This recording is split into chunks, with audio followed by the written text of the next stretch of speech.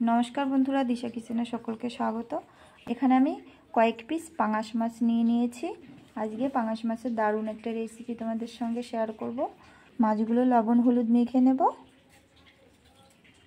লবণ, হলুদ, লাল লঙ্কার গুঁড়ো, একটু চালের গুঁড়ো, সব কিছু এবার সুন্দর করে মাছের গায়ে মেখে নেব। মাছগুলোতে আমি সুন্দর করে লবণ হলুদ চালের গুঁড়ি মেখে নিয়েছি। মাছ ভাজার জন্য গ্যাস ধরিয়ে একটা কড়াই বসিয়ে দিয়েছি। কড়াই দিয়ে দেব তেল।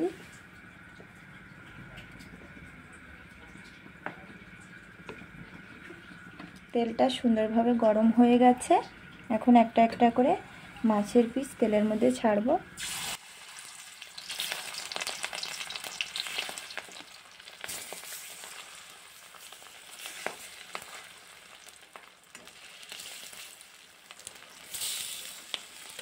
উল্টিয়ে পাল্টিয়ে মাছগুলোকে লাল লাল করে ভেজে নেব।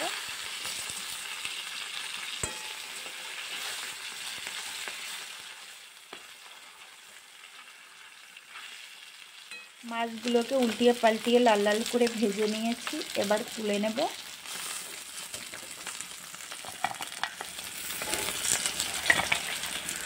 মাছ ভাজা কড়ার মধ্যে আর একটু সর্ষের তেল দিয়ে দেব। একটা বড় সাইজের আলু কেটে নিয়েছি, ভেজে নেব।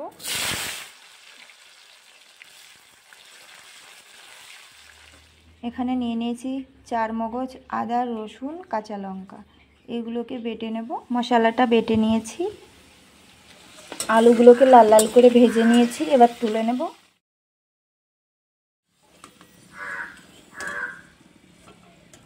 গোটা গরম মশলা ফোড়ন দিয়ে দেব। জিরা, ফোড়নটা একটু লাল লাল হয়ে গেছে। এখন বেটে রাখা মশলাটা তেলের মধ্যে দিয়ে দেব। মশলার বাটিটা ধুয়ে জল দিয়ে দেব। 1 চামচ কাশ্মীরি লাল লঙ্কার গুঁড়ো, পরিমাণ মতো হলুদ, স্বাদ মতো লবণ, 1 চামচ কাঁচা জিরার গুঁড়ো। এবার সব মশলা একসঙ্গে কষিয়ে নেব।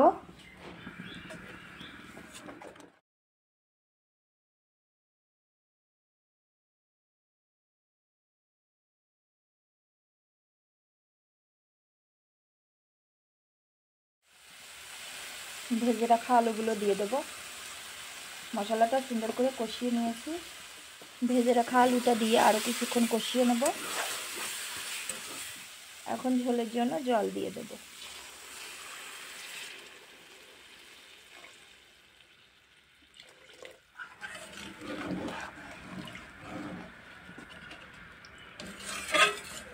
ঝোলটা দিয়ে হাই আঁচে রান্না করব কিছুক্ষণ।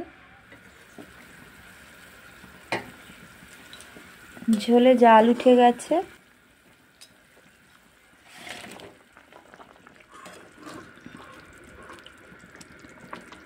আলুগুলো সুন্দরভাবে গলে গেছে। মাছগুলোকে দিয়ে কিছুক্ষণ আরও জাল করব।